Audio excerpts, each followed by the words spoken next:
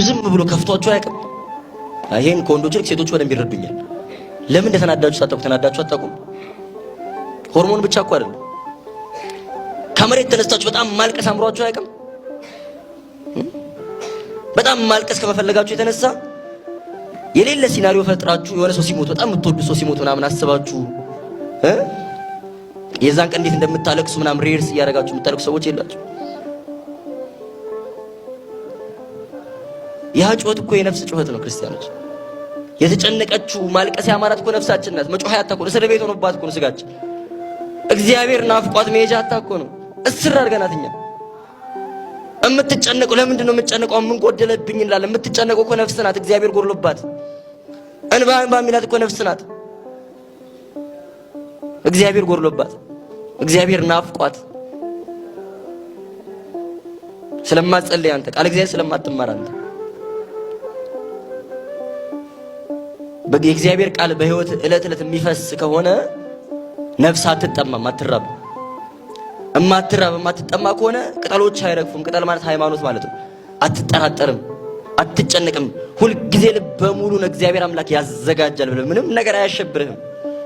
ሁሌ የምትሰማው ቃል እግዚአብሔር ያንጽሃላ። ፍሬ ታፈራለህ።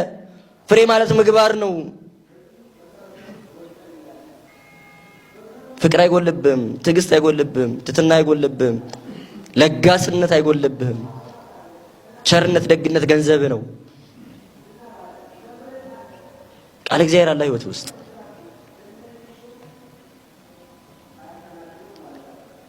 የእግዚአብሔር ቃል ፕሮግራም ማሟያ እስኪመስል ድረስ ሀፕን አድርጓል ለማለት ብቻ ተሰጥቷል ትምህርት ለማለት ብቻ የሚደረግባቸው ብዙ ቦታዎች አሉ።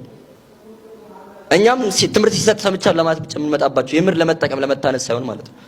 ከህይወታችሁ የእግዚአብሔር ቃል ሊጎድል አይገባም በጭራሽ። ቁጭ ብሎ ቃል እግዚአብሔር ስብከት ለመስማት እድል ባታገኙ መዝሙር ሳሰሙ እንዳትሉ። መጽሐፍ ቅዱስ ማንበብ፣ መንፈሳዊ መጽሐፍትን ማንበብ ግዴታ ነው። ይሄ የምርጫ ጉዳይ አይደለም። ክርስቲያኖች ይኸውላችሁ የነፍስ ስራ የትርፍ ጊዜ ስራ አይደለም። በጣም ብዙዎቻችን የምንቸገረው እሱን ነው። መንፈሳዊ ስራ ልክ እንደ ኤክስትራ ካሪኩላር አክቲቪቲ ተማሪ ሲሆን ከትምህርቱ በተረፈው ጊዜ እንደሚያደርገው ነገር፣ ሰራተኛ ሲሆን ፍሪ ታይም ሲያገኘው፣ እንደዛ አይደለም። የነፍስ ጉዳይ ፕራዮሪቲ ነው። ፕራዮሪቲያችን ነው። በቃ በጣም ቅድሚያ ከምንሰጣቸው ርዕሰ ጉዳዮች ዋነኛው ነው የነፍሳችን ጉዳይ። ዕለታዊ በየቀኑ ሰዓት ልንመድብለት ይገባል። የእግዚአብሔርን ቃል ለማንበብ ቃል እግዚአብሔርን ለመስማት ቁጭ ብለን ሰርክ ለመማር እድል ባናገኝ እስቲ ራሳችሁን ጠይቁ። በእውነት እዚህ ጉባኤ ሳይዘጋጅ ሰንበት ቤቱ ኮርስ የሆነ ትምህርት ሳያዘጋጅ ምንም ሳይኖርባችሁ ሰርክ ለመማር መጣችሁ ታውቃላችሁ? ቁጭ ብላችሁ ቃል እግዚአብሔር ተምራችሁ ሲጸልይ ጸልያችሁ ወደ ቤታችሁ ለመሄድ ብቻ። ለብዙዎቻችን እኮ ብርቅ ነው፣ ብርቅ እኮ ነው። ቃል እግዚአብሔር ከህይወታችን መጉደል በየቀኑ ግዴታ ነው። በሳምንት አንዴ በወር አንዴ ብላ የሚደረግ ነገር መሆን የለበትም። በየቀኑ ቁጭ ብለን እዚህ መተን መማር ባንችል ዘመኑ በጣም ደግ ዘመን ነው። ታክሲ ውስጥ ቁጭ ብለን ቤታችን ቁጭ ብለን ዕቃ እያጠብን ስራ እየሰራን መማር የምንችልበት ዘመን ላይ ደርሰን ጊዜው ኖሮን አቅሙ ኖሮን ለቃሉ ክብር ሰጥተን ማስታወሻ ይዘን ቁጭ ብለን ብንማር ጥሩ። ያንን ማድረግ ካልቻልን ከሚጎርልብን የትም ሆነን ቃል እግዚአብሔር መስማት ይሻላል። የትም ሆነን